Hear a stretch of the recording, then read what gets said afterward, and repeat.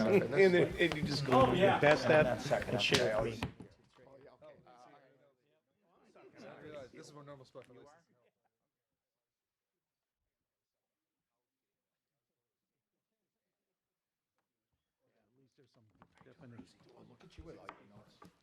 Don't skate everywhere else now.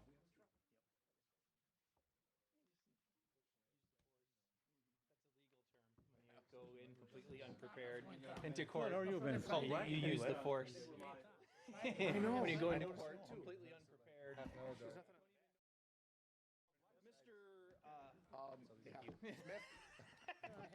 Okay, the meeting of the Committee of the Whole will come to order. Let it show that all members of the council are present. First order of business is approval of the minutes. Second. It's been moved and seconded. Any discussion? All in favor? Aye. Opposed? Carried. Item D on the agenda, this is a charter ordinance number 24, increasing the total number of aldermanic districts and reducing the number of alderpersons per aldermanic district. I want to preface our discussion on this because I saw some misleading comments on social media regarding this proposal, indicating that Mayor, this was something that Mayor Devine introduced, and something about him trying to gerrymander the districts. So I want to clarify this. This ordinance was introduced by Alderman Barzak. Yes. At the October 1st meeting of the Common Council. It's been before Administration and Finance at 2 different meetings, and it was referred to the Committee of the Whole so that all alder people could take part in it.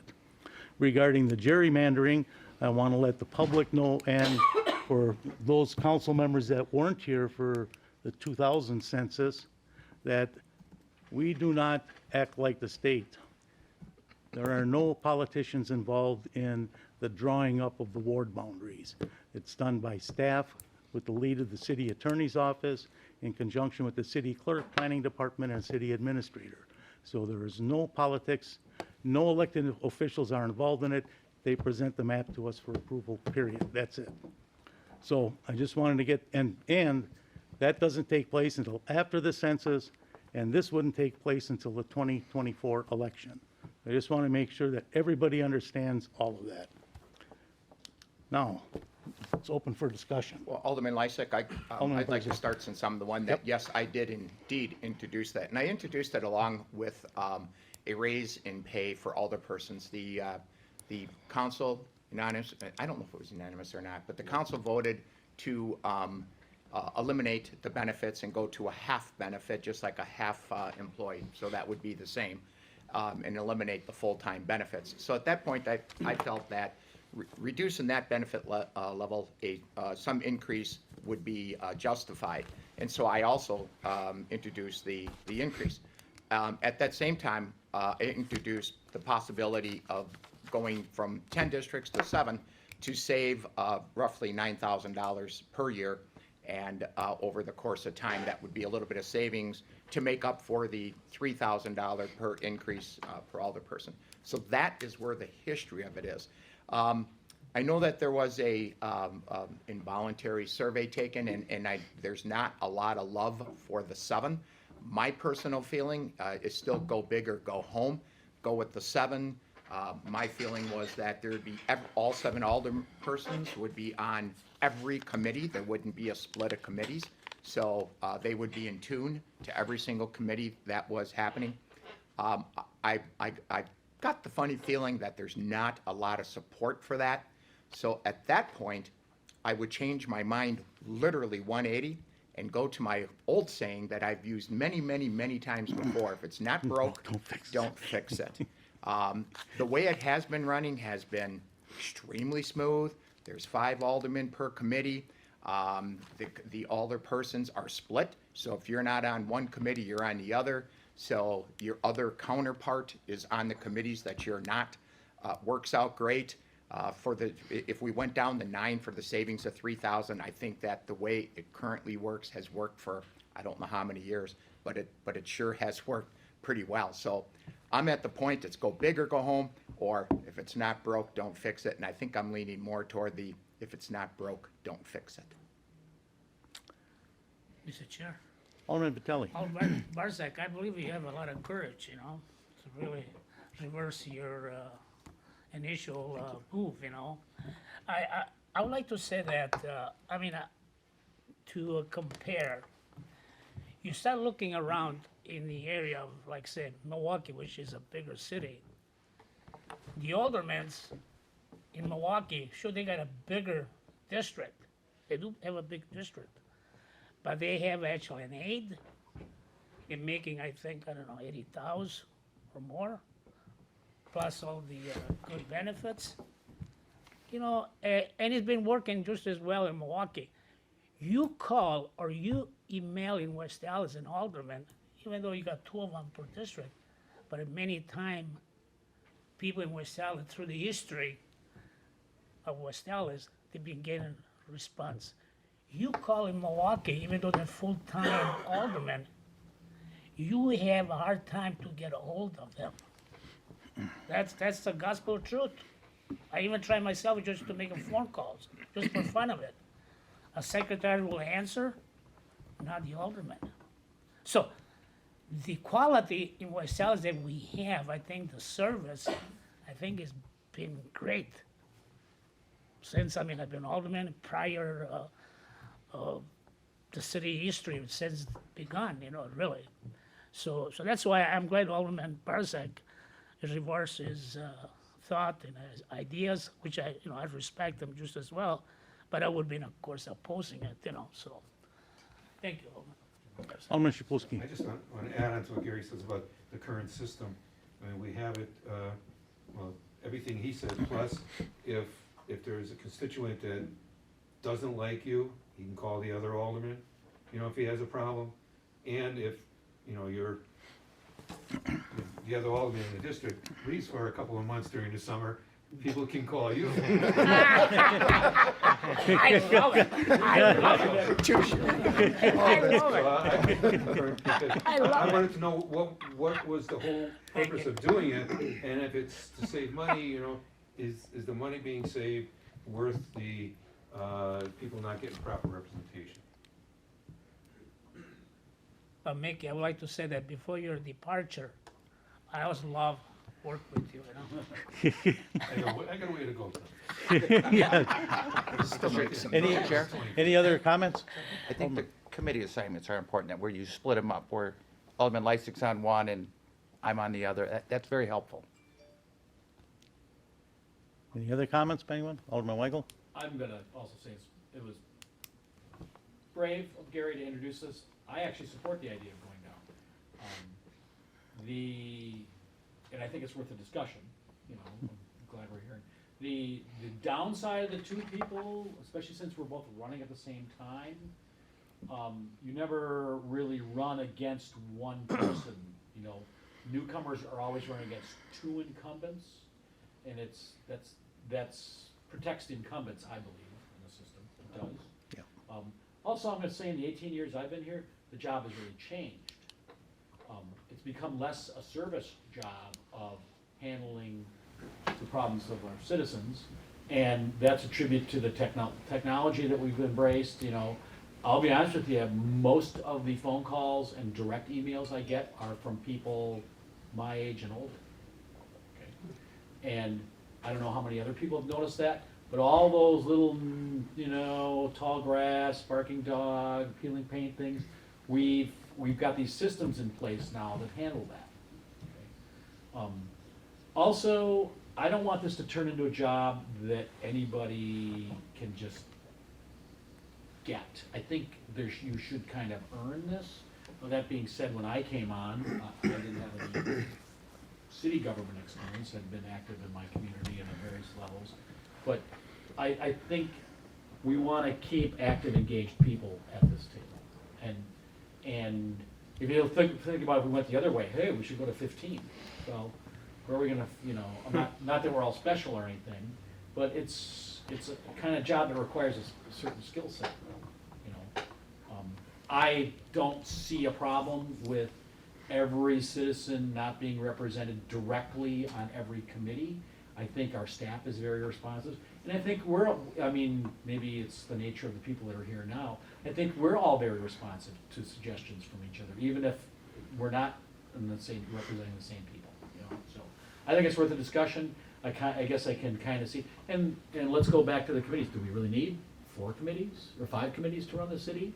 I mean, there could be some consolidation and some streamlining, you know?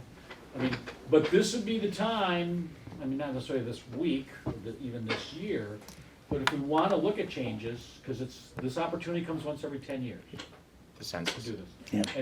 And I do have a question. Would we be changing the boundaries of the precincts actually, or just clumping them together differently into districts? You'll be changing them completely, because you have to change them anyway with the census. Well, not necessarily, but it's Well, likely, but not it's likely. required. Yeah. I'm just wondering how it would work out if it were there, so. During the redistricting, all the wards are actually redrawn entirely, because there's such population shift when the census numbers come out, it's really difficult to actually have any wards remain in their same boundaries. And then as a result, whether there's either 5 districts, 7, 9 districts, whatever it turns out to be, then I would have to redraw those wards in a configuration that makes sense wherever the population shift occurred. Yeah, and I can attest to that. I've represented various parts of the 2nd district in the past. I've represented a part of the 3rd district in the past.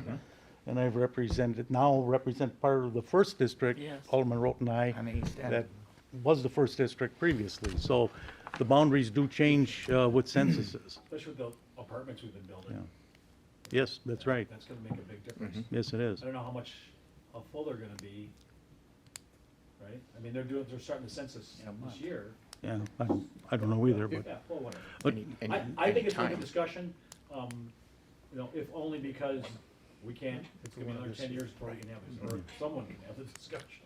I want to agree with Alderman Weigel. I think it's worth a discussion, too. I have no strong feelings one way or the other. I'm not concerned about only one representative per district. You have that in every other branch of government that we have. You have one county supervisor, one state assembly person, one state senator, one congressman. 2 senators. 2 US national senators. senators. Yeah, State yeah. senators, you only have one. Sorry for interrupting you, Tom. You were on a roll. School board members. Yeah. Yes. But they're all at large. So you're not represented on every committee on any of those levels of government.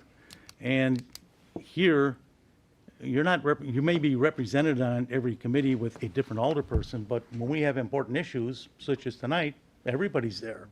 We make sure that if it's an important issue on finance committee, negotiations or whatever, all the council members have the ability to go there. We have things on safety and development or license committee, it's the same thing.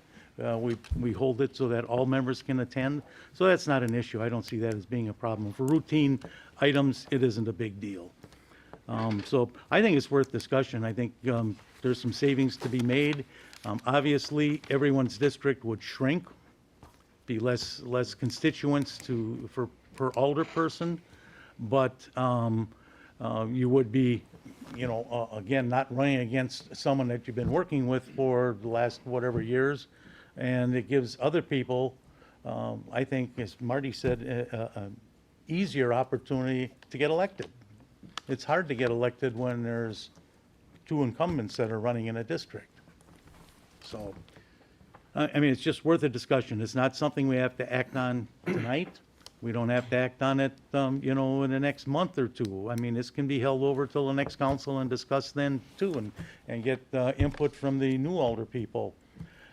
As long as it's done before the census maps are redrawn, we're certainly able to do that. Mr. Chairman, can I just ask when that is? When the maps, what date does this should be done by? Should be done by? There's not a firm date, but generally the maps will have to be redrawn by the city in the early summer of 2021. Oh, okay, so you got almost a whole nother. Right, we got all year next and a year. half. Okay, very good, thank you.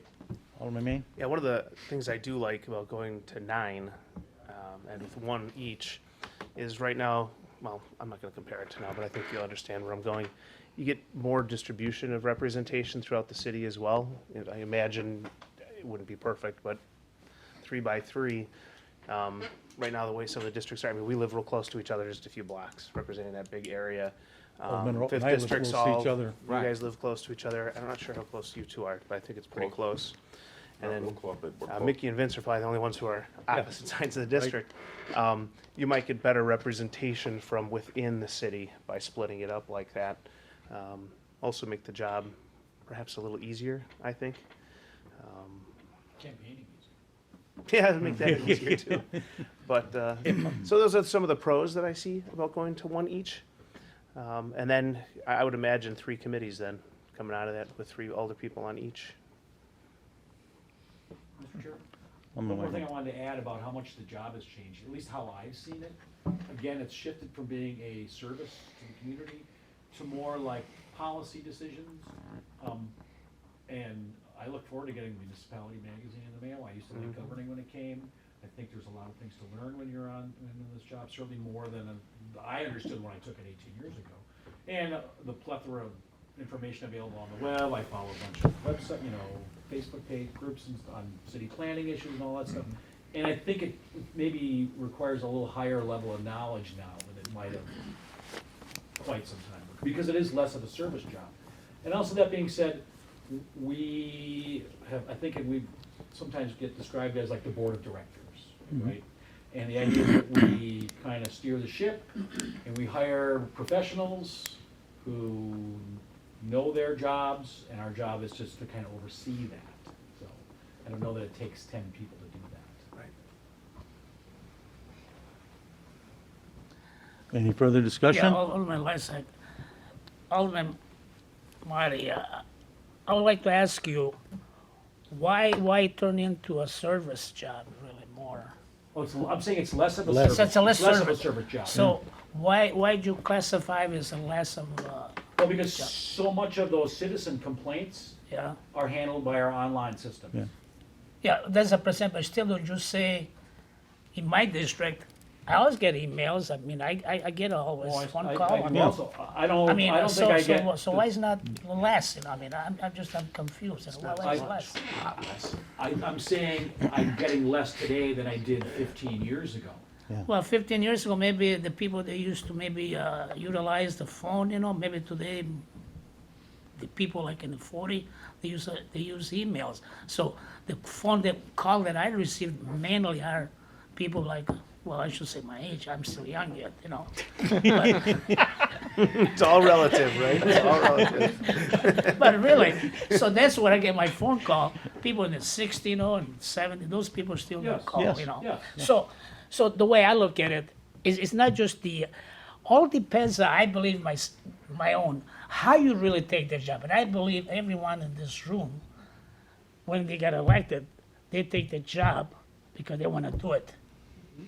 I mean, that's the way I see it. So by going with what Alderman, I think will be adding some additional burden. And I think the representation for 60-some thousand people with reducing maybe the committees, or reduce the aldermen, to me, it's not something that, right now, we're talking about the savings of $10,000. It's not. We're not even saving $10,000, really.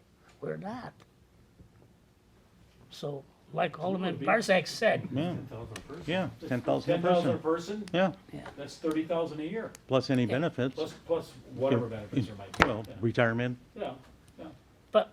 anything but- else. But the fact that it's not something that Yeah. really puts something jeopardize the budget, really, I mean, what the aldermen have done or can pay or some of the benefits have been incurred, which I think we've come to a point now which they've been reduced, those benefits. Is that correct?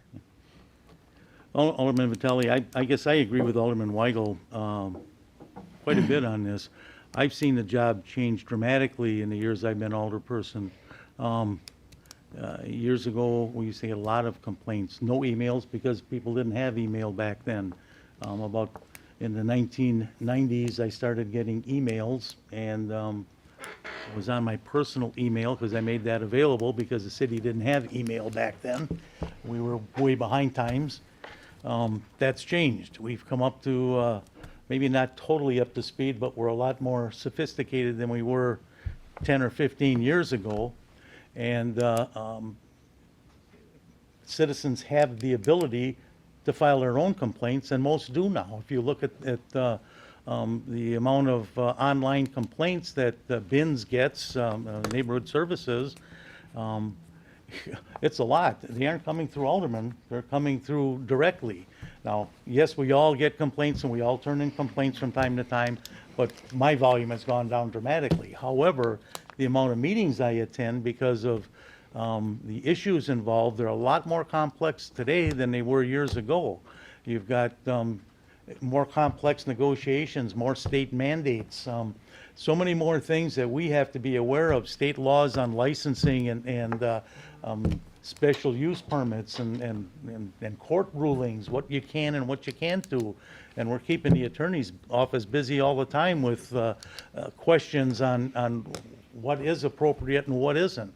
So the job has changed dramatically. It's not just a matter of coming in and voting on whether we should pave a street or not. It's a lot more complex than that today, and a lot more budgeting and looking for the future. We're a lot more involved than we were years ago, and rightfully so, as we should be. And the, you know, anybody that doesn't think that, you know, is wrong. Vince, I know you're a lot more involved in making, in the budget and making decisions in various committees. So the job is not just looking at neighborhood issues and problems. Well, of course That's not. part Yeah, of it. yeah, that's But, right. but that part has shrunk a lot. Yeah, I mean, it is much more complicated than that today. And I think we all have to be aware of that. And it's a lot more time consuming than it was years ago. Any other comments? I just have a few comments. Sure. Alderman This Rankin. afternoon, I decided I'd make a list of the pros and cons of our position. There were very little pros that I could find, other than saving money, which we are basically looking to save money. I think this was initially probably Alderman Barzak's reasoning somewhat for proposing it. If I'm not correct, please tell me, but I think that was the initial purpose of him changing it. I'm glad that he changed, he was changing his mind. It sounds like a little bit that he is taking a turn to keep what we have. I assume that, maybe I'm wrong. But anyway, so there were different things. Number one, we have to change the committee structure if we had only 7 aldermen. That I noted. Vacation time, that's a minimal reason, but vacation time, it's nice to know when I'm on vacation that Kevin will be available to answer any questions or concerns of our constituency. Actually, we are getting less phone calls. I would agree with Tom on that. More emails, but less phone calls. And also, I agree with that we have to be more knowledgeable about rules and regulations and that part of the puzzle, you might say. We are expected, I think, to attend more meetings than we've ever been as an alderperson.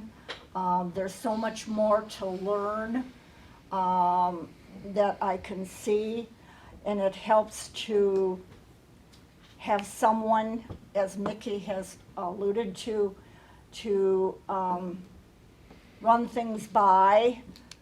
Some people don't prefer one alderman over the other. So it's nice to have this camaraderie of what Kevin, and I'm using you for an example, I'm sorry, Kevin, but there's things that he has proposed to me that I didn't always agree with, and I would give him my reasoning. He changes mine. The same thing with me.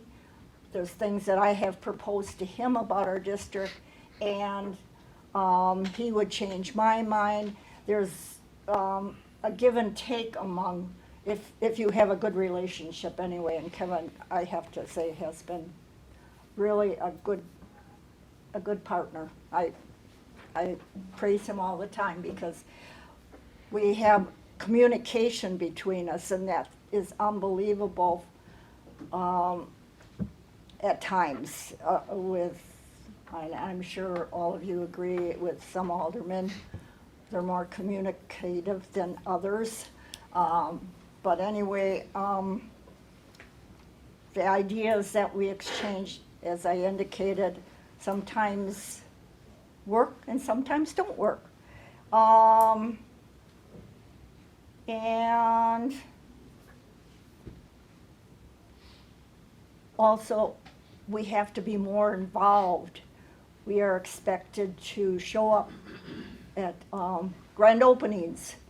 I mean, that's part of our job. That's how I look at it anyway. When we get the invitation from the mayor to attend a grand opening, you feel like you should be there. But I like the discussion. I think it's important that we discuss this in its entirety because this is a big change. As Alderman Barzak has said, if it's not broke, why are we fixing it? And we've always had this, as far as I know. I don't even know when it began, but it does seem to be working for our city with the two aldermen. But if there's good arguments for the other side, that we go down and save money by eliminating a couple of the aldermen, it's doable, but is it wise? Is it wise? Are we really saving money in the long run with the service that we will provide? So that's what I came up with. Any further discussion? You know, for the last comments I'd like to make, one time I made a comment, I felt it, for me, was a joke, I said that for an alderman, they pay, and of course, with the benefits, but with the pay that we get it bi-weekly, I says, maybe I can buy 2 ties, really, that's what I said. We buy those Payment. expensive To me- Italian to me, ties. To me, I always look at it, the way I look at it is that that's a privileged job, that's a prestigious job to do your best for your district and for your community, for the city. That's the way I look at it. To me, the way we have been, it's been great. We always had a good, I think, with the previous alderperson that I worked with, always had good people to be with, and to me, I think it's been working great for the community here.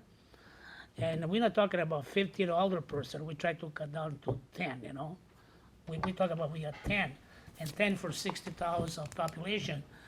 The fact that is, again, I repeat, is not such factors on the budget. If you wanna look another issue, well, let's look other issue where we can save money, but I'm not gonna say anything right now. I'm done. I have one question, Kale. This is a charter ordinance. How many votes does it take to pass a charter ordinance? 7. 7, okay, That's a hard number. It's members elect, so it takes 7 votes no matter who's voting. right. Okay. So if there's, it's obviously that there's not 7 votes here to pass this, and it's not, it's on the agenda, but I don't have the ordinance here before us. It's actually in Finance Committee, so I would say this should go back to Finance Committee and let Finance decide if they want to hold it, they want to act on it, whatever they want to do, but at least you've all had your chance to express your opinions, and Finance Committee has some idea of what the feeling of the council is on that item. Moving on, next item on the agenda is deliberating the repair replacement of the Public Works facility currently located at 6300 West McKeough Avenue. Who's taking the lead on this? Mr. Chair, this was an item that was put on the agenda. We were hoping to give a update on the progress of it. The issue is that there was no closed session language that was actually printed on the agenda and published. So, Yeah, I was too. I thought, well, unfortunately, I'm gonna have to ask the committee to schedule it for another time so that we can properly notice it and comply with open meetings laws. okay. How much time do you think you'd need for that discussion? I would say it could be done during a A recess, recess meeting? probably. Okay, you want to schedule it for the next council meeting at recess? Or do another 6 o'clock. Or 6:30, is 6:30 enough? 6:30? 6:30 would be 6:30? sufficient. Yeah, either way, whatever works out. Yeah, I guess I'd like 6:30 if I could. Because then everybody, Yes, like, just like Gary said. That would be the advantage of having only one set of committees. right there. And if I looked at the calendar correctly, the next meeting is St. Patrick's Day, and I know the mayor wants to get out early.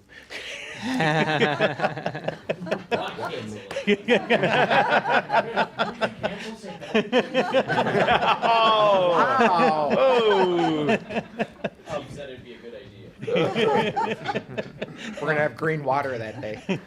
Mr. Chair, on the item, I think we all got the same email from an employee who had just left, and did you note that one of his reasons, one of the things he didn't like about working for the city was the conditions Yeah. of where he went? Yep. And Right. we've talked about this before, it's an important factor for employees of where they work. It's not just about money and benefits and management, and those are all important things, obviously, but the workplace conditions are becoming more and more important, I think, for our employees. Anything else to come before the committee? Now, is there a motion to adjourn? I move that we adjourn. Second. All in favor? Aye. Opposed? Carried. All right. Seems though you two.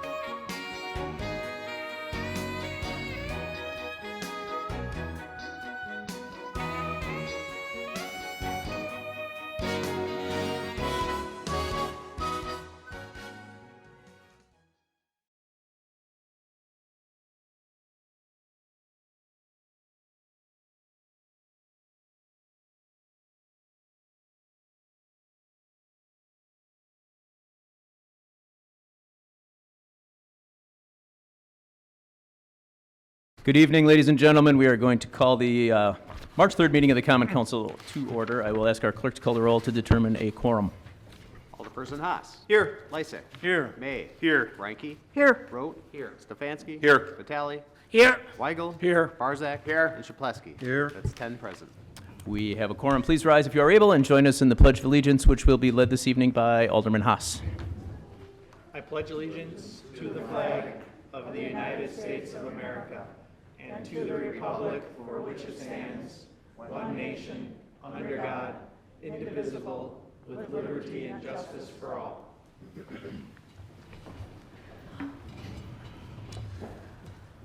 Okay, we'll move on to item D on our agendas. We have 2 public hearings this evening. I will ask our clerk to read public hearing number 1.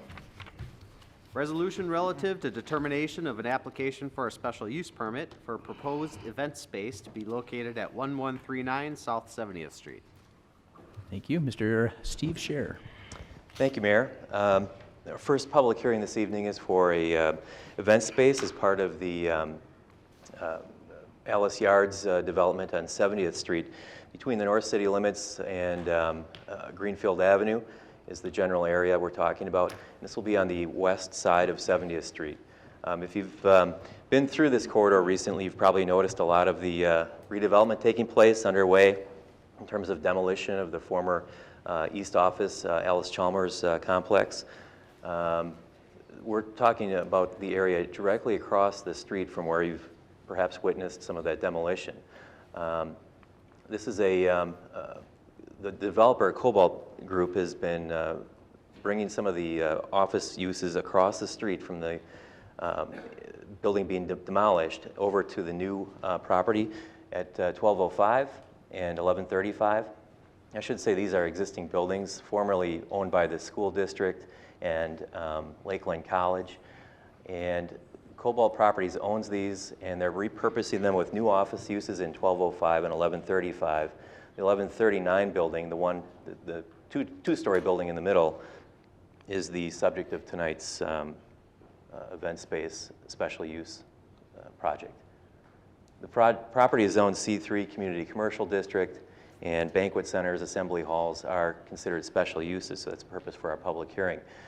So if you've noticed, in the previous slide here, you can kind of see the before, or what's there today, which is consistent with a brick building with some storefront windows. And they're going to be adding some additional storefront windows, relocating some doors, adding, most significantly, a balcony for the new event space. And it's roughly about 10,000 square feet of space. And just some different views along 70th looking north, and another view looking south.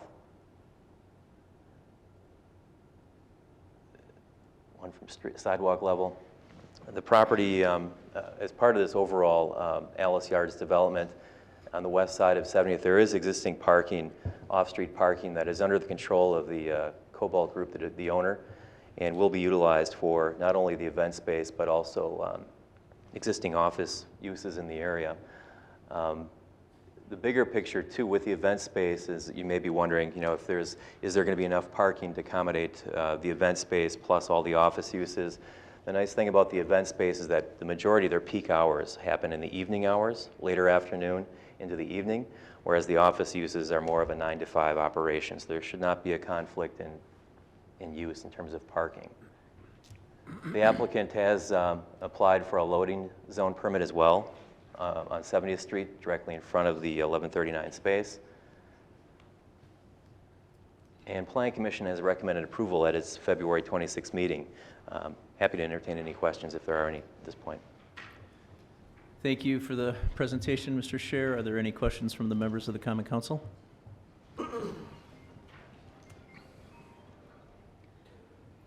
Mayor? Seeing one. Sorry, Mayor. Alderman May. Steve, it looks, it's a very beautiful building, and I can't help but feel like it's going for a French Quarter type theme or something or an institutional look with that front facade. What's the theme that is trying to be achieved with that, the covering of the facade like that? Yeah, with the new event space on this building, or within the building, the ground floor is primarily just, the open area space within the building. And the balcony really is being purposed to create a little bit more of a streetscape character, both along 70th Street corridor as well as the bigger picture with the Allis Yards development, both north and across the street to the east. So there will be a second floor within this event space. It's a mezzanine level. It'll be sort of a preparation area, whether it's for a wedding or a party, cater to corporate events and so on. But the balcony is seen as amenity, more or less, to not only be a focal point along the corridor, but also to functionally for the actual event space itself. As far as the French Quarter look, I mean, yeah, I can see that it will be a metal structure on the front of the building. There will be railings. It's intended to be sort of open air, airy rather than a very heavy, dense, closed off look. So it will partially cover some of the existing facade, but we feel it complements the overall look, not only of the building but the corridor. I don't know if that answered your question. Any other questions from the Common Council? Mr. Mayor, Alderman Vitale. I know it's my district, so I have to say my 2 cents words, The fact that is the Cobalt partners, I believe, they, based on the layout, the project, is going to be a really enhancement within our corridor on 70th Street. Because I do remember back in 88, 89, with before that, the Alacharmas fallout, there was a lot of people opposing it. The city got involved with redeveloping the whole site of Alacharmas at that time. But I believe it was a good move for the city, and of course with the development department, which they have been done a hell of a good job for our city, and really try to bring some business within our area. To me, it's an incentive. More of a tax base. To me, that's the way to go. So I'm really happy about it, Mayor. Thank you. Thank you. Any other questions from the Common Council? Seeing none, are there any questions from the members of the audience on public hearing number 1? If there are, could you please come up to the podium and give us your name and address for our record, please?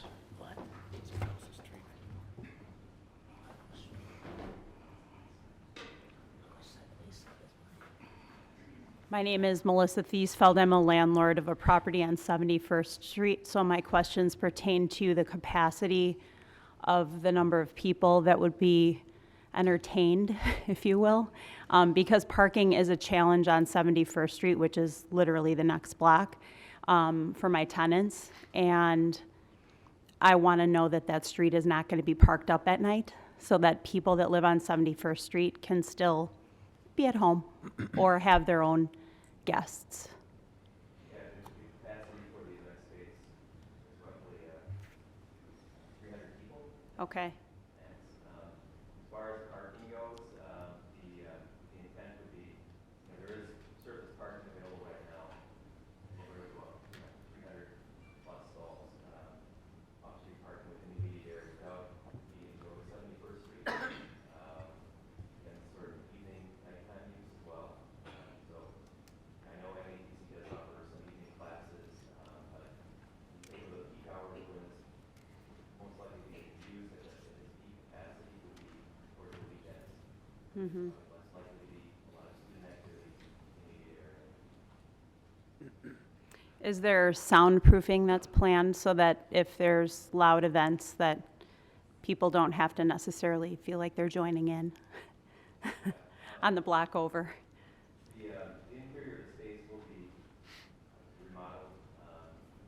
It is the glass that you saw in the other pictures is front facing east toward 70th Street. Mm-hmm. There really are, aside from emergency exits on the back of the building, there really isn't or aren't any openings on the rear of the building that are going to transmit sort of sound or noise to be transmitted west towards 71st Street. Okay. MHPC building is also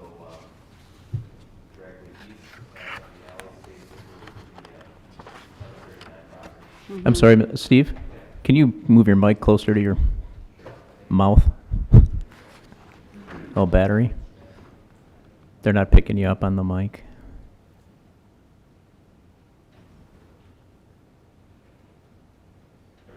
Aha, there you are.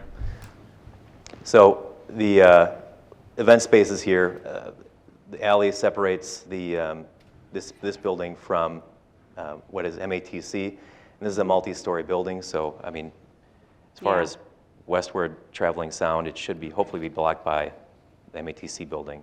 Yeah, but the large brick, it's a couple stories at least. Yeah. I know, that's across the street from us. You said there's 300 spaces that are available? Yeah, so In the about parking lot? 393 stalls. Okay, And that's, that's inclusive of, what's under the control of the property owner right now, Cobalt Partners, the developer. So here, here, here, and here. Street parking along 70th, and then with what's to come in future phases of development east of 70th, there's going to be additional parking as well. all right, thank you. Those are my only questions. Thank you.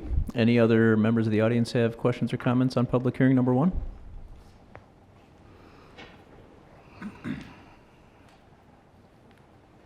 Again, please give us your name and address for our record. Peggy Whitman, 700 South 56th Street. Got a question on the loading zone. Now, 70th Street going north isn't really all that wide. Is there going to be enough room without having traffic being backed up when they're loading and unloading?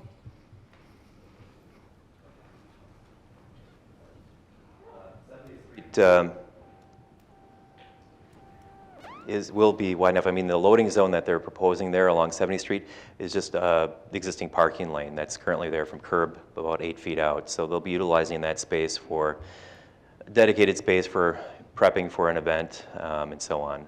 So it won't be used for just the hour, 2-hour parking. It'll be dedicated for trucks and delivery vehicles to service this use. Okay, thank you. Okay.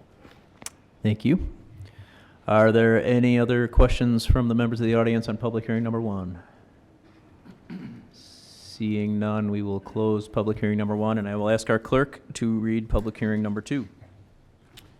Resolution relative to determination of application for a special use permit for Carrie's Krispies, a proposed limited food production facility to be located at 7133 West Beecher Street.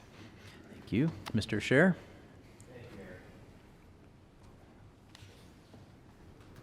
The Carrie's Krispies is following their dream of running one of the first of its kind Rice Krispie businesses in the Midwest and right here in West Allis. So we're very pleased to present this public hearing tonight. They're proposing to sell the Rice Krispie treats from this location. There's a small retail outlet within the building. There's also a very in the building, about for 4 or 5 primary use of the building is for a shared kitchen, which was there previously.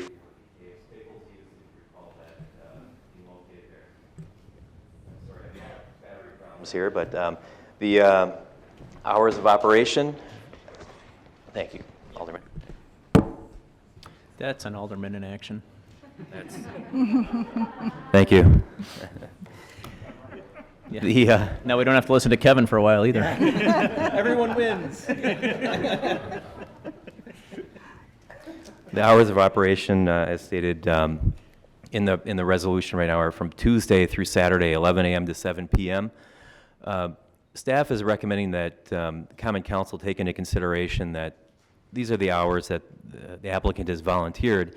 We feel that there will definitely be some additional, baking, cooking, and so on prior to 11 a.m.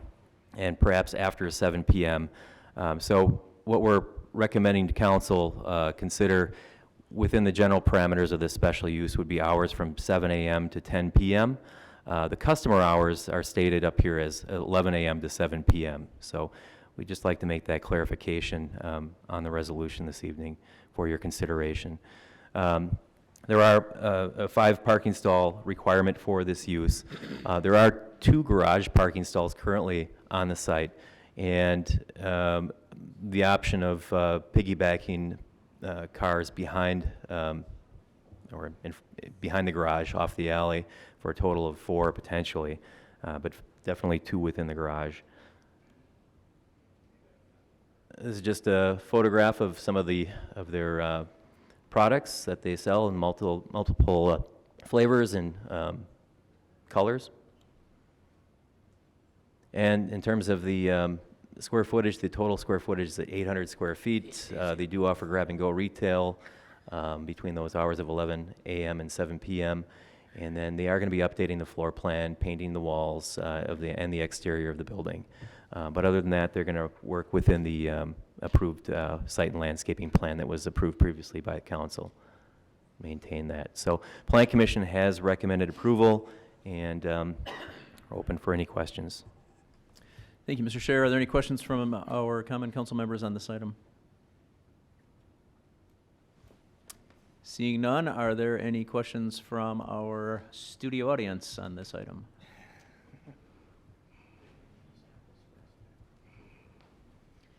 Hi, my name is Donna Rajanovich. I'm at 7126 West Beecher Street, and I have a question on the parking.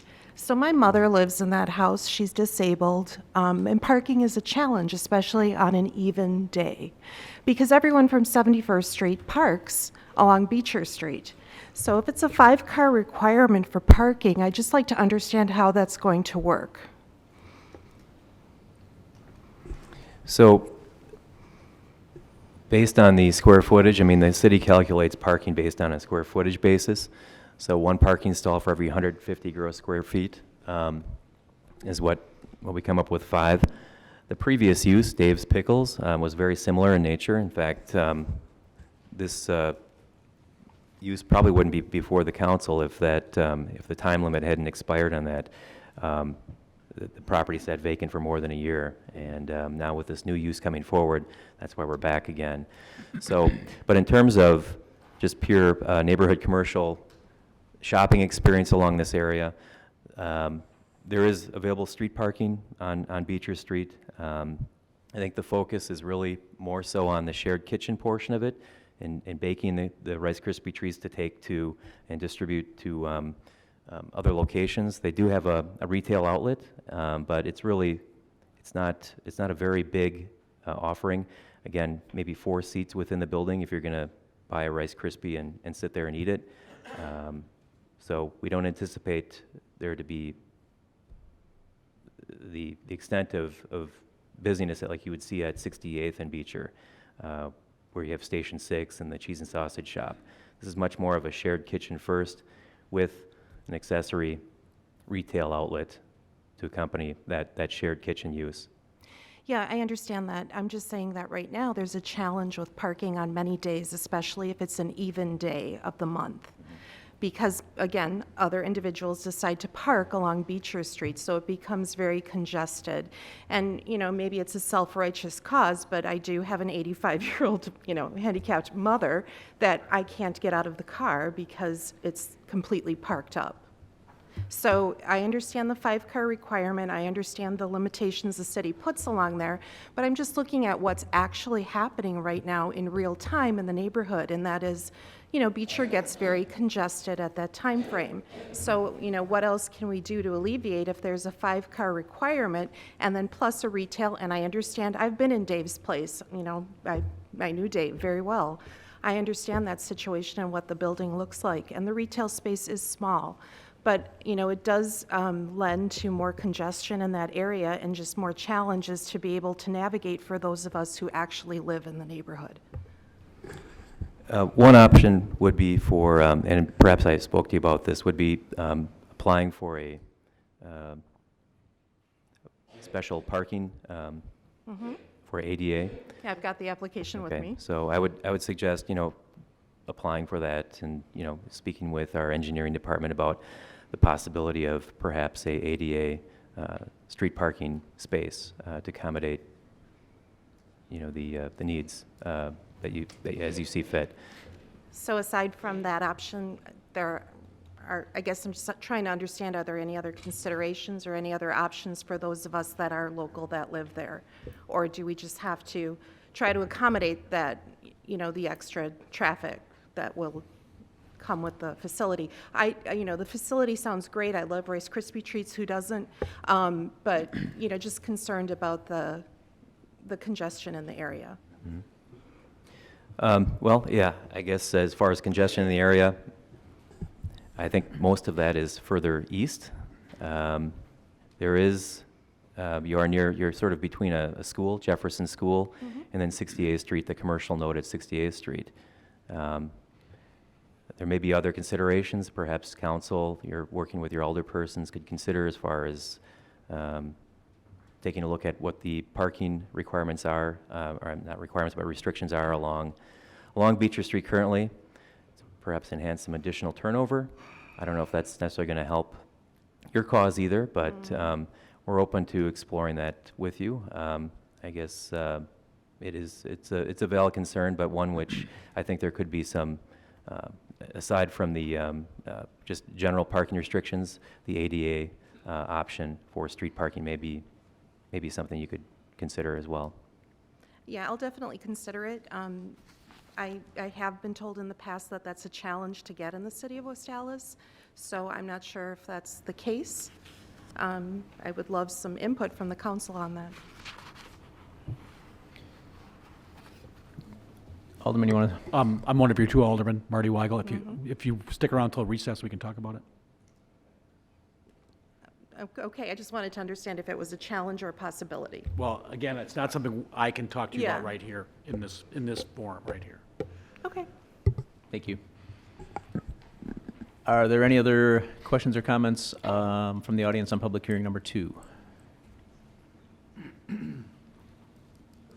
Okay, we will close public hearing number 2. We will now move on to item E on our agendas, which is citizen participation. This is the opportunity for members of the public to address the Common Council and me. Each speaker must announce their name and address, and we ask that you keep your comments to approximately 5 minutes because we have this agenda portion set for 30 minutes. So if there is anybody that wishes to address the council under citizen participation this evening, please come up to the podium, and you can use the same format that the previous speakers have. Does anyone wish to address the council under citizen participation?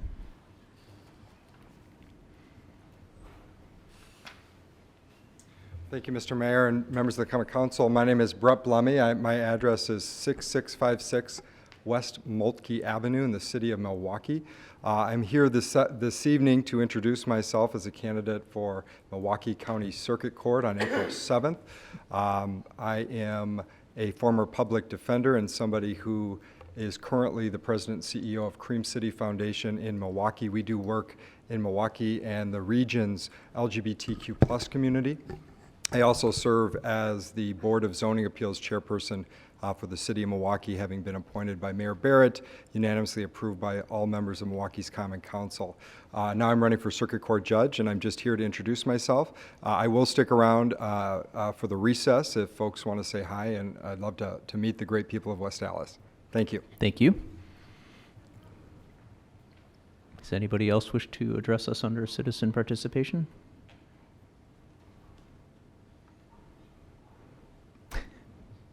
Trying to figure out the order there.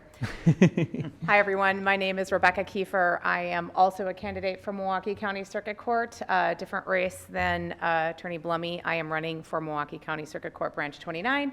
Just wanted to briefly introduce myself to all of you. I live at 7001 North Yates Road in Fox Point, and I have been living here in Milwaukee County for about 20 years. I work at the district attorney's office. I have worked in the DA's office for over 15 years.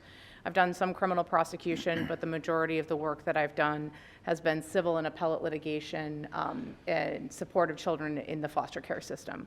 So I also will be staying around for the break. If anybody would like to come up and talk with me about anything, I'd be more than happy to discuss with you. Thank you very much. Thank you.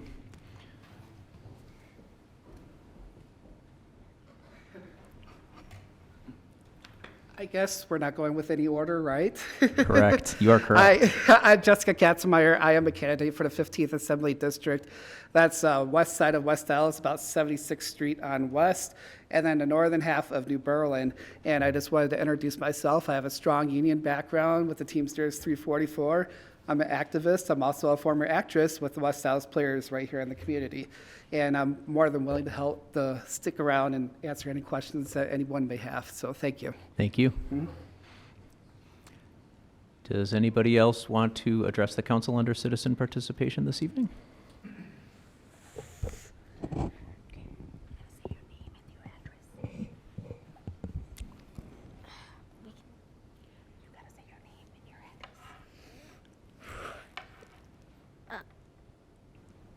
Hello, my name is Ben, and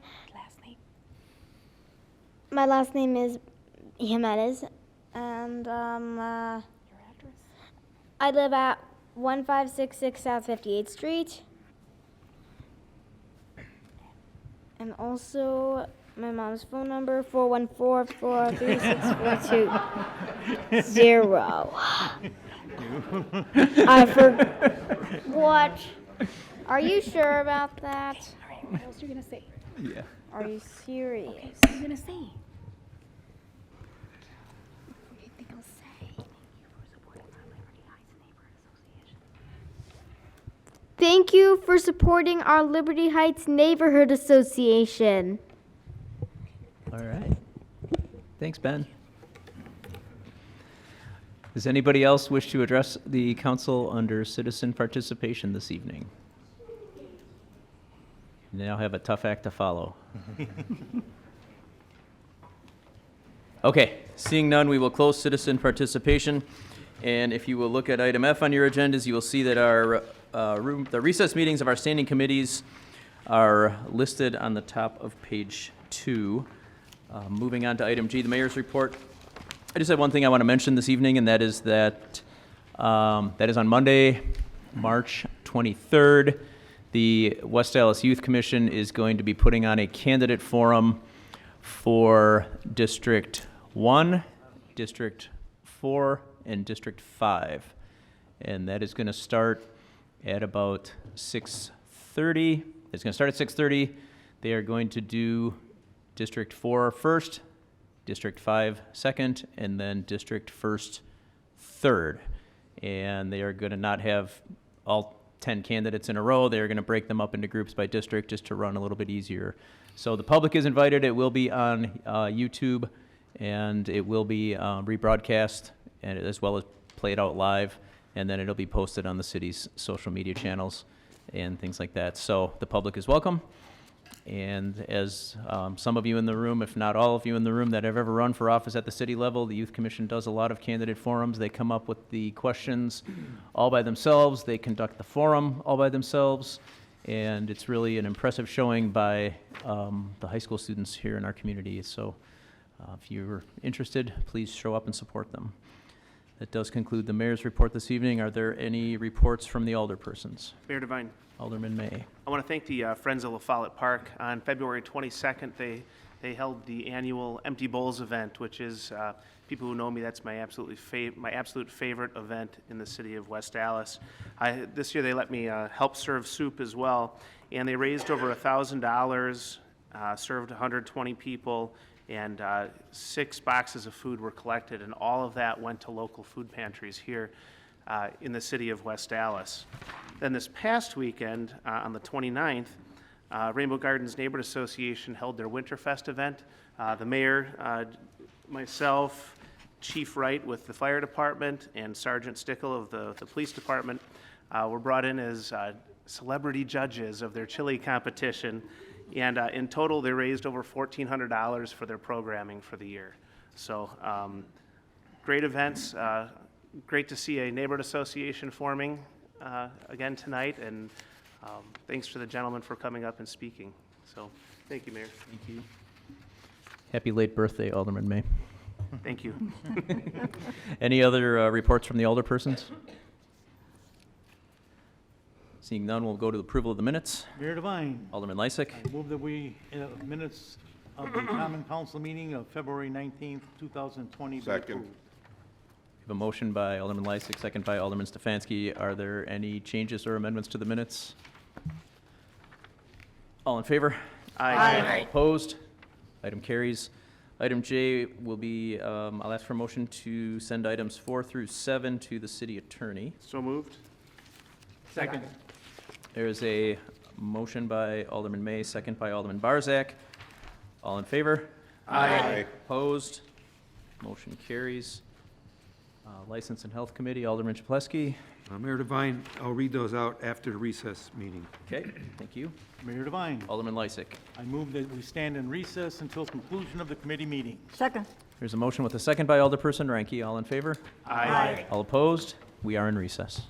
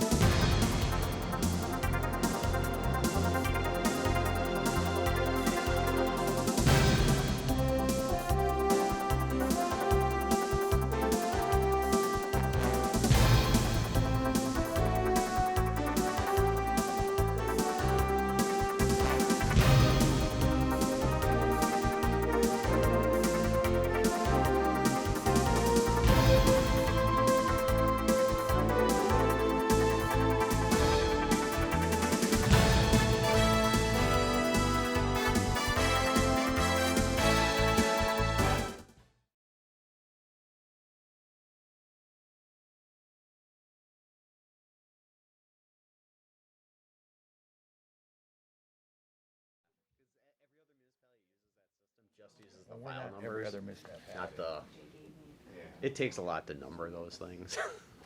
Just put a 40 on it. Okay. But I'm joking. 40. No, I know, it's okay. Well, hey, after April, you can do anything you want. Okay, let's call license and health to order.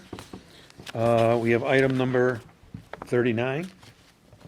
These are various license. These are the ones that did not have to be called in front of us? Move approval, subject to necessary requirements. Second. Is there any further discussion? All in favor? Aye. Anyone opposed? Motion carries. And then we have item number 40. Gail? Mr. Chair. Just in time. Yep, good timing, huh? Liquor for the farmers market. Actually, I'm supposed to be set up on that screen, so if you'd like. Kevin, you're the tech guy. No. Mr. Chair, if I could, if you want to temporarily adjourn for now, you handle A and F maybe, and I can get this thing set up. Sure. That works for you? Move we recess license and health. Do I have a second? Second. All in favor? Aye. We'll be back. Okay, the Administration and Finance Committee will come to order, and all 5 members are present. And we have one joint referral, which we will hold for a moment. That's item 25, and we'll... Just walked in the door. Oh, it just walked in. How about that? Everything is just on time today. This is. Yeah. Well-oiled machine. Item 25 is a resolution approving the 2020 Engineering Department fund transfers amending 2020 capital improvement program. Move approval. Motion from Alderman Weigel, Second. second from Alderman Rote. Is there any discussion? Yes. Alderman What exactly Chalesky. are they?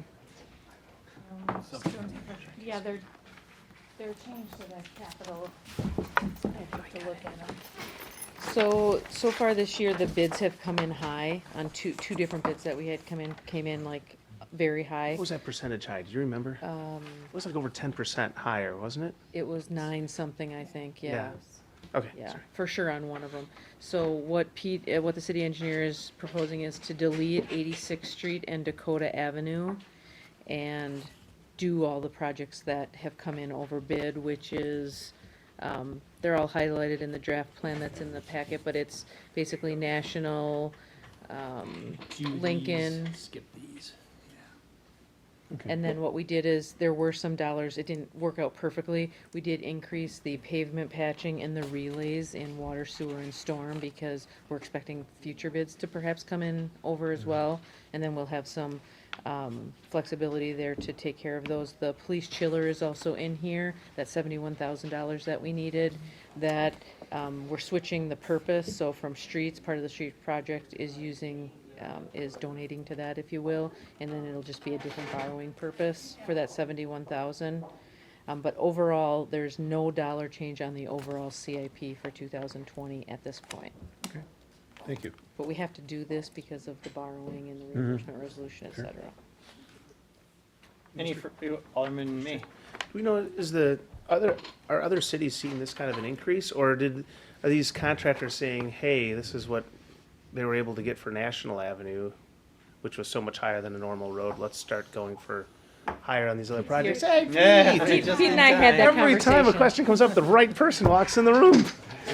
We're on a roll tonight. Just-in-time inventory. Have we contacted other communities to see if they're seeing these 10% increases on projects? I talked to Wauwatosa, I talked to Waukesha, and I actually talked to Lalonde. They've actually said their costs have gone up 20%. 20% up in labor, and then the price of gravel has gone way up. So, yeah.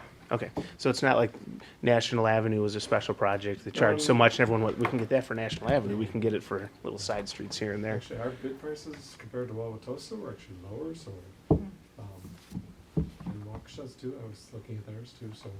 Okay. But they're all up. Any further discussion? All in favor, say aye. Aye. Opposed? The ayes have it. Item 26, the ordinance to amend the West Allis salary schedule. Move for creation. approval. Thank you. Second. Motion and a second. Any discussion? All in favor, say aye. Aye. Opposed? The ayes have it. Item 27, resolution relative to approval employment contract for Cale Decker. There's no, I don't hear a motion. Move approval. Postpone indefinitely, it would be, Second, for kidding. discussion Yeah, purposes. we have a motion and a second. Any discussion? All in favor, say aye. Aye. Opposed? The ayes, the ayes have it. Got voters in the crowd. Yeah. Item 28, resolution approving a West Allis Neighborhood Association Small Grant Program Focus Grant. Move approval. Motion from Second. Alderman May, second from Alderman Weigel. Any discussion? All in favor, say aye. Aye. Opposed? The ayes have it. Item 29, a communication from the city administrator, which we will do in closed session at the conclusion of, I think we should probably go after the Kale presentation. We'll reconvene administration and finance and do a closed session item. And then item 31 is on our city attorney report, and that is, Move approval. yeah, Oop, approval as presented. it says that anyway. Yeah, Mr. Decker. Mr.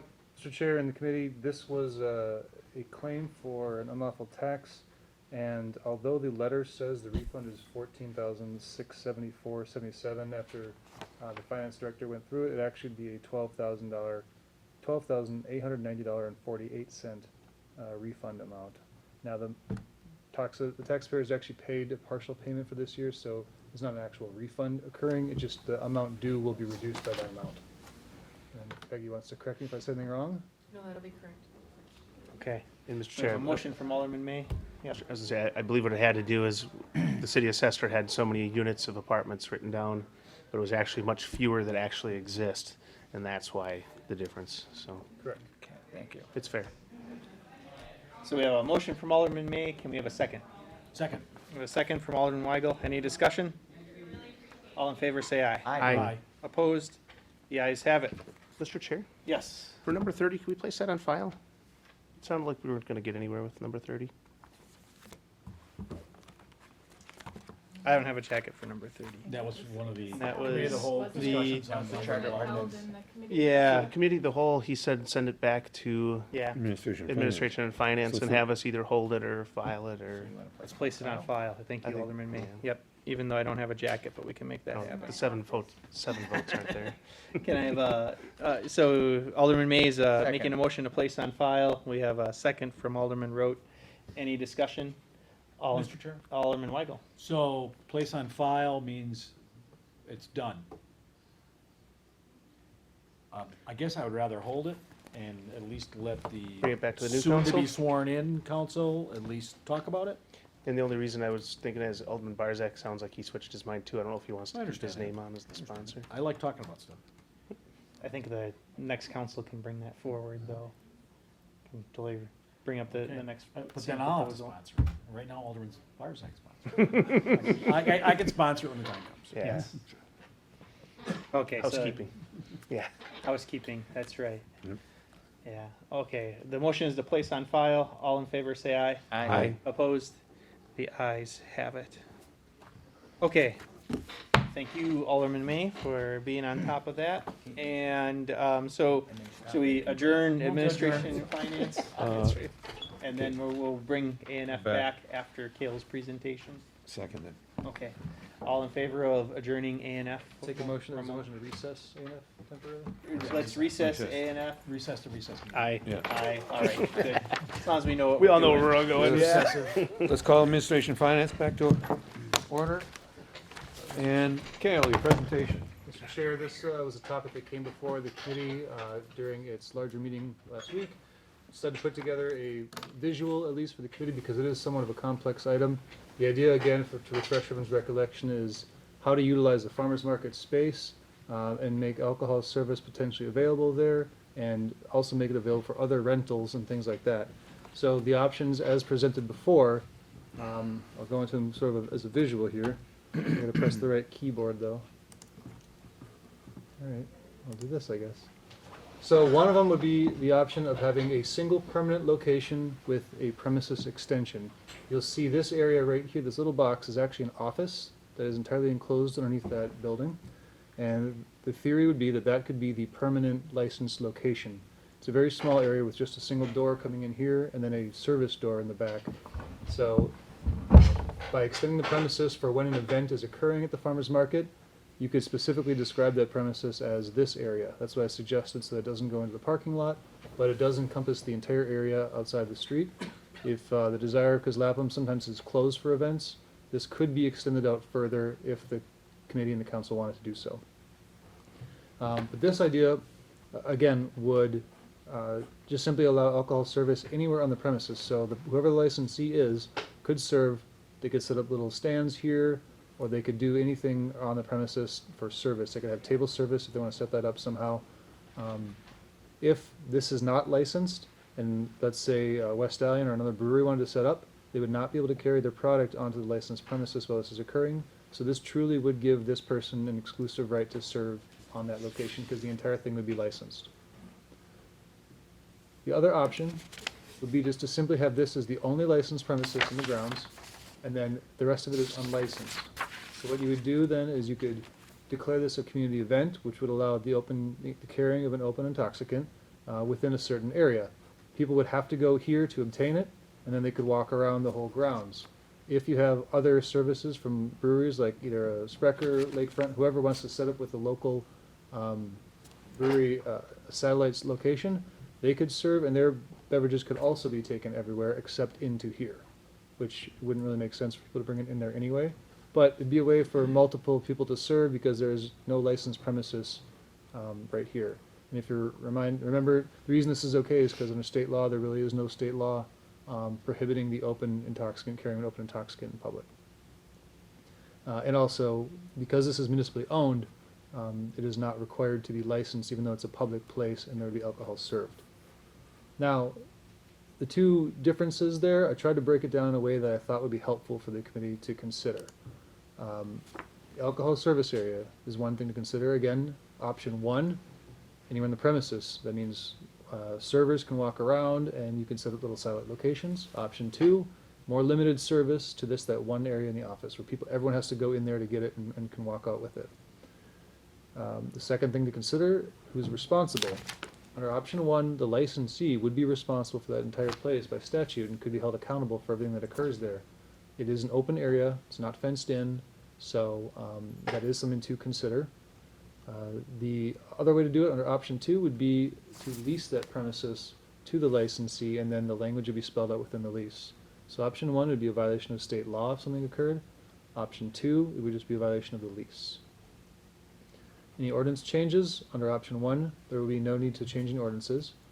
Under option two, if you want the unlicensed area, there might have to be some sort of ordinance to restrict the carry-in of alcohol, because though it's unlicensed and it'd be allowed by the city, theoretically someone could carry alcohol in and consume it, as opposed to having to purchase it from a location nearby. So that is one change that would have to happen if you wanted to make that restriction. Minors. Under option one, it gets a little iffy, but I think that it would qualify under this notion of a coliseum, in that the area itself is a multi-purpose facility designed for the public and for trade shows, convention centers, fairs, things like that. But you'll see it says include but are not limited to. Mm-hmm. That's the language that usually you see when it's just supposed to be a list of similar events. My interpretation, at least, is that this would be similar to these types of events, but it is something that it is not guaranteed in law. Under option two, there would be no issues because there would not be a licensed premises, so minors could be there. And then the alcohol consumption in public place, again, of option one, the area is licensed, so there's no issues, and the city's exempt because of this law, so even if it was unlicensed, it would be also okay. Private rentals. This one is again going to be a decision to make by the council. Under option one, you could not have any carry-ins, so if any private events want to rent the farmer's market and the licensed premises was extended, that person would have exclusive right to serve at that location. Caterers would not be able to bring in. Under option two, it would be to the council to decide how they want to handle it. You can either allow caterers to bring alcohol in or not.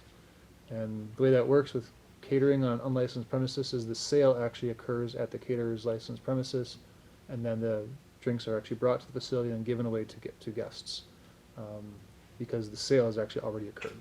But they could not sell cash bar at that location under option 2. Option 1 could be a cash bar. Then competition. So under option 1, it is an exclusivity situation. That one licensee would have sole ability to serve in the premises, no one else could bring in.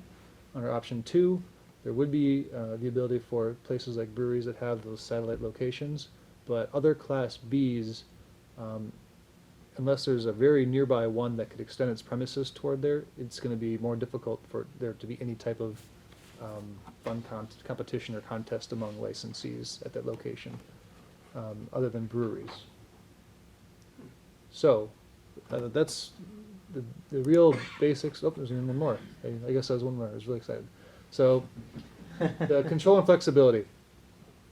As a landlord, you can see that there's going to be pretty good control and flexibility no matter what, because the city will be the landlord. So I wouldn't consider that to be too much of a consideration or factor. That option 2, again, is just a little more flexible because you're not going to restrict the type of alcohol that can be on site. And then the revenue generation, again, it's going to be dependent on where you're looking to generate revenue. I think both have the opportunity to do so. Option 1, it's going to be from the licensee. That exclusivity is going to make it more valuable for that licensee because they're going to be the only provider. Under option 2, private parties and others like breweries that might want to come to these events would have the ability to do so. So there might be more ability to generate the revenue from those rentals and from breweries renting spots to serve customers at that location. So I didn't really have any way of determining which one's more revenue. It's just those are the factors that I was able to figure out. So now I think I'm done. Take any questions? All of me. I wondered if there was a blend of the two options, if you recall. Farmers market's open Tuesday, Thursday, Saturday, let's say noon to 6. Could we have it where option 1, the licenses or the agreement's written that on farmers market days, the Tuesday, Thursdays, and Saturdays between noon and 6, you have exclusive right to this premises, and then all other times, leave it open for option 2 to be exercised. That, I think legally we could do that. The issue is going to be confusion for anyone who's participant, like customers there, or participants of any activity. If the rules are going to be changing depending on the day, it might get confusing. That's the one thing to be concerned of.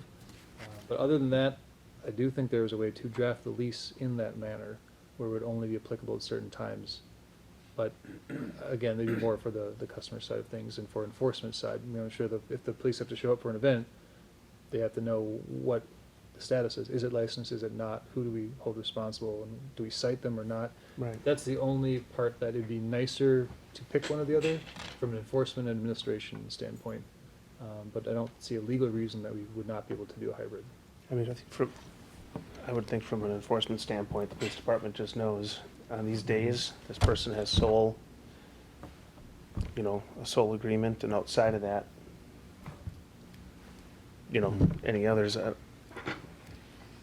don't know. I would think you maximize your revenue potential by doing that. Alderman Weigel. I'm going to agree. I think you're going to find potential vendors are going to want the best of both worlds, I guess, and that's what we'd want. We'd want whoever's there to make money and enough money because the goal here is for us to make money too. Cale, 2 questions. It seems like now any outside licensees are gonna have to be contiguous with the property or close, you said nearby, potentially in a new development across the street or something, right? As I mentioned, A little different than what we heard before, I think. As I mentioned at the prior meeting, the state and I disagree on interpreting this. The state has said that the licensed premises extension needs to be contiguous. I don't find that same interpretation, but we don't want to test it. I guess it's up to you if you want to test it. I have all my arguments lined up in favor of my argument, but. Okay. And then my other question is, okay, let's show this option 1 with this licensed premises. That office is actually used, though, by our staff to run the farmer's market. So that would be a licensed premise that some other vendor rents from us and uses, has beer, wine, and liquor stored in there. Premises in name only. Well, Right? the liquor can't come and go from the premises. He could not take the separate license, the liquor that gets sold into that license can't go back over to his other location and Right, whatever. right, yep. So, I mean, obviously, a bunch of stuff could be brought in for events, and most wholesalers will take back unopened cases or untapped kegs of products. So, I mean, there's still gonna be some times when our staff is in there running the, you know, when there's, that could be a little touchy, I believe. Yeah, I don't know how involved the staff would be in that location if it was licensed out. Okay, so you're and saying it would then- just be, that's just the licensees then? Well, I'm not sure, it depends on how we'd arrange the lease with the licensee as to whether there'd be any ability for staff to go on there, because obviously the licensee would have to trust that Yes. by allowing people in there who are not his employees, that would be okay for that person. So it'd have to be negotiated with whoever the licensee would be, as to the extent that city employees are in that area. And we can't operate I mean, we need an attendant on fair days, or on farmers market days. We can't just operate remotely. Alderman Rowe. Right, and I don't know the right word, but now they're allowing, I know food stamps isn't the right word, but they're allowing them to be redeemed there now in that office. I don't know what the word is. Snap, thank you, but there's the coins now or something they're getting, or something where they redeem them there, where the farmers take them there, so that's going on in that building too. Alderman May. But my point about it being Thank you. Premises in name only, a Pinot, which is kind of funny. Come on. Or the wine Come on. thing, and- Yeah. I get it. Is, I'll give 'em that one. it is the licensed premise, but if that was the licensed premise, and they could still set up a booth here to do the actual sales, even though that's their premise, right? So it's a premise in name only, but they're really set up. On days when we Within. on days when we allow them to extend their premises. Right.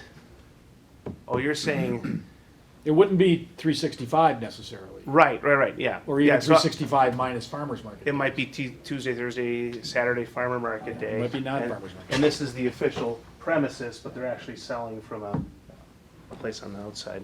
You know what I mean? So that center area can still be used by staff. Well, yes. Just a second, Cal. Yes, so under option one, that's how it could go. Under option two, it would not. Option two, they would have to serve from within that one location. Alderman Alderman White. What part was I gonna say? Okay. I remembered, for once. How are we gonna work that on food truck Wednesdays or Fridays, whenever they were? I mean, how will the alcohol sales? Well, that's for us to decide. No, I understand, Yeah, but, yeah. okay. Do we still need that premises in name only then too? We still need that no matter what, right?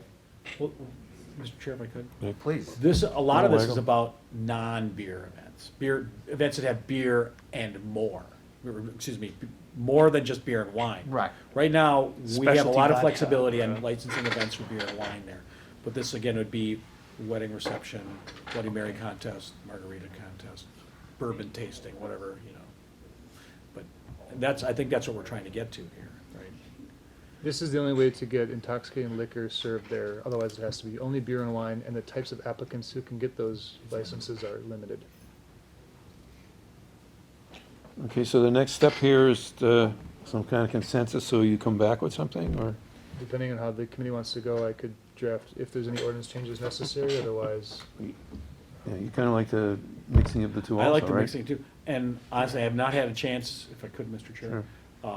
There's a short list, at least, of people that I'm aware of that might be interested in this. Mhm. And I think I haven't had a chance to go talk to people at least that are on my list. And if anybody has any suggestions, feel free to throw them in there. But I know 2 business owners in West Dallas that might be interested in this. And there'll have to be an RFP and all that. Yeah, it's all gonna be a clear and transparent process. But Highest bidder. well, and that's what it should come down to. But ultimately, they both might just say, how am I supposed to make money here? You know, so, and we'll see. So, so you can put something together, we do have a meeting on the 11th, so, So if the consensus is that you do want to proceed with either one of these ideas, the first step is trying to figure out who's going to be that licensee. And so I was just working with purchasing, but if that's the consensus, that's really the question today is, do you want to pursue either one of these options? And if you do want to pursue both, then I'll have to. what combination of both? So, Could we provide ourselves the flexibility for, I'm sorry.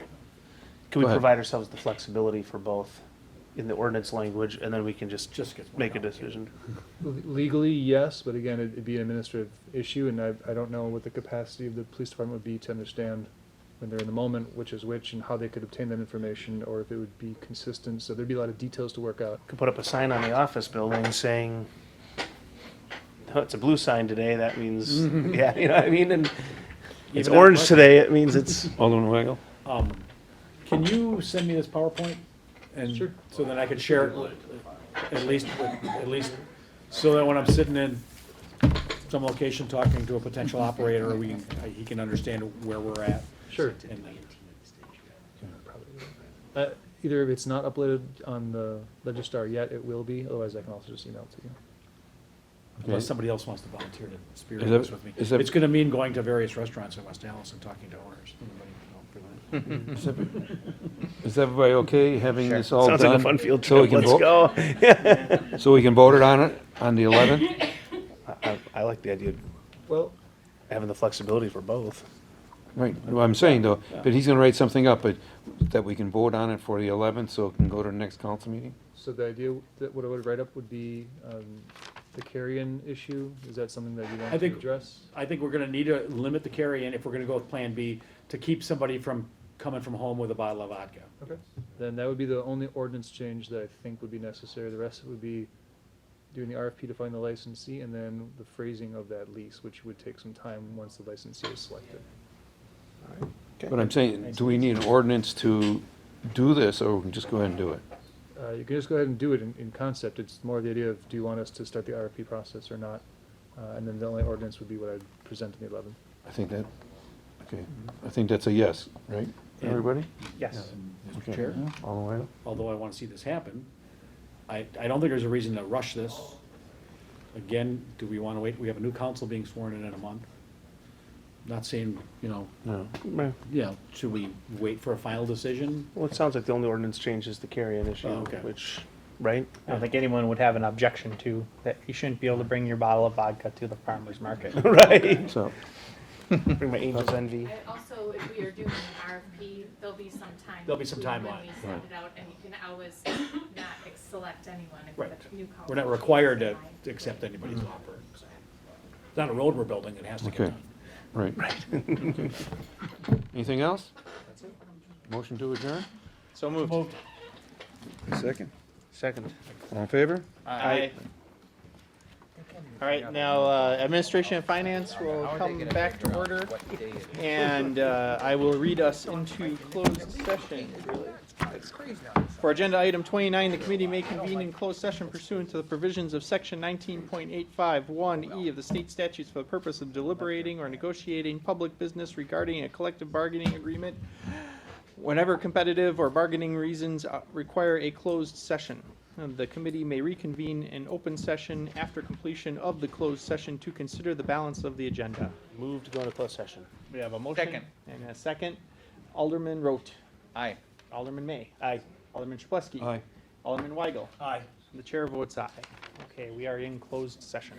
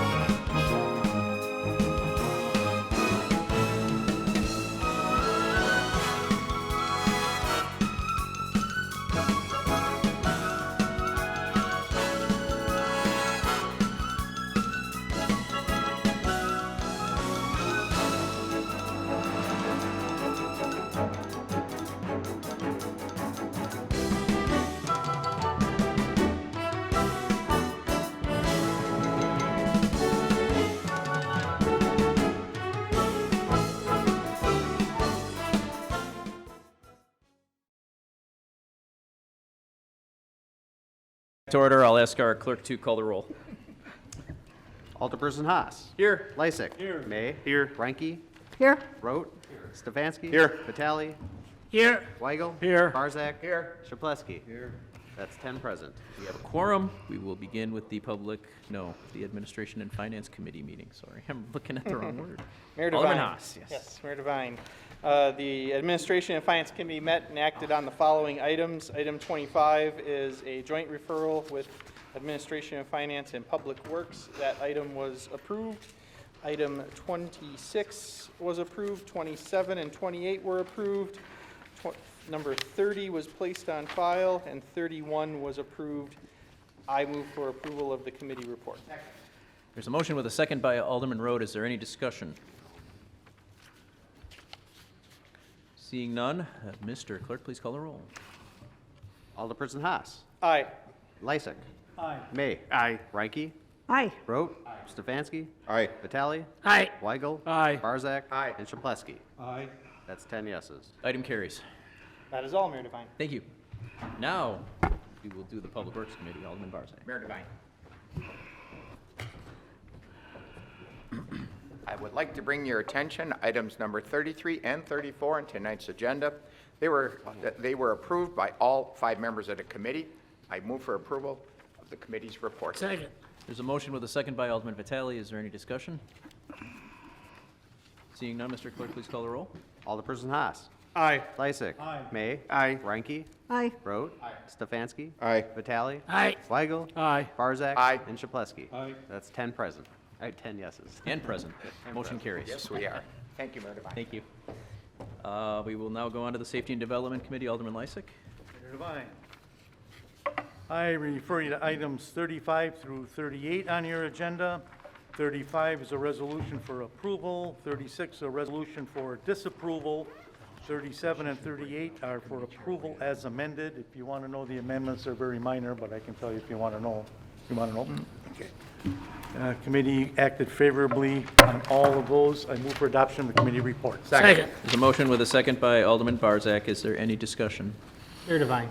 Alderman Haas. Yeah, and Alderman Lysick, I just want to make sure I heard you right. Item 36 is for denial. For Disapproval. denial, the applicant asked for it to be denied because she did not want to comply with the terms. Very well, thank you. Any other discussion? See none. Mr. Clerk, please call the roll. Alderperson Haas. Aye. Lysick. Aye. May. Aye. Reinke. Aye. Rote. Aye. Stefanski. Aye. Vitale. Aye. Weigel. Aye. Barzak. Aye. Shaplesky. Aye. That's 10 yeses. Motion carries. That's all, Mayor. Thank you. Now we'll do the License and Health Committee. Alderman Chaplesky.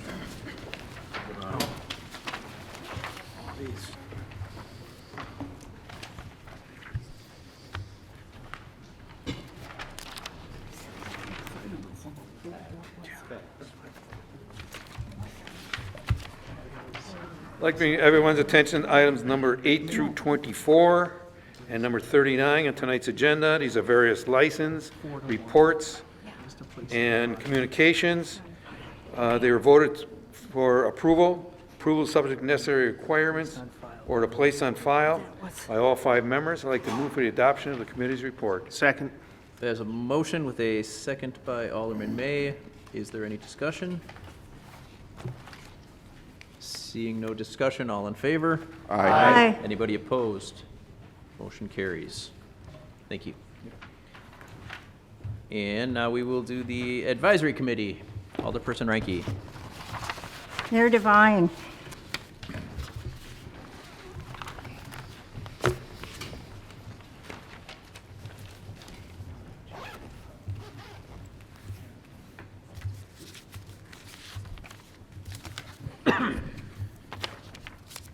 I direct the council's attention to item number 41 and 44 on tonight's agenda. It was one resolution and 2 reappointments, all being approved by the committee. I move for their approval. Mayor Devine. Second. There's a motion with a second by Alderman May. Is there any discussion? Seeing none, Mr. Clerk, please call the roll. Alderperson Haas. Aye. Lysick. Aye. May. Aye. Reinke. Aye. Rote. Aye. Stefanski. Aye. Vitale. Aye. Weigel. Aye. Barzak. Aye. Shaplesky. Aye. That's 10 yeses. Motion carries. Next, we have number 42, a resolution that was placed on file, 4-1, Alderman Stefanski voting no. I move for approval of number 42. Mayor Devine? Approval to place on file. There's a motion to place on file Yes. Second. and a second by Alderman Vitale. Is there any discussion? Seeing none, Mr. Clerk, please call the roll. Alderperson Haas. Aye. Lysick. Aye. May. Aye. Reinke. Aye. Rote. Aye. Stefanski. No. Vitale. Aye. Weigel. Aye. Barzak. Aye. And Shaplesky. Aye. That's 9 yeses and 1 no. Motion carries. Number 43 was approved by 4 members of the committee, 1 voting no. I move for its approval. Mayor Devine? Second. There's a motion with a second by Alderman Lysick. Is there any discussion? Seeing none, Mr. Clerk, please call the roll. Alderperson Haas. Aye. Lysick. Aye. May. Aye. Reinke. Aye. Rote. Aye. Stefanski. No. Vitale. Aye. Weigel. Aye. Barzak. Aye. And Shaplesky. Aye. That's 9 yeses and 1 no. Motion carries. That's all, Mayor. Thank you. Mayor Devine. Alderman Lysick. I move that we adjourn until our next regularly scheduled meeting, Tuesday, March 17th, St. Patrick's Day, at 7 p.m. Second. Second. Oh. All in favor? Opposed? We are adjourned.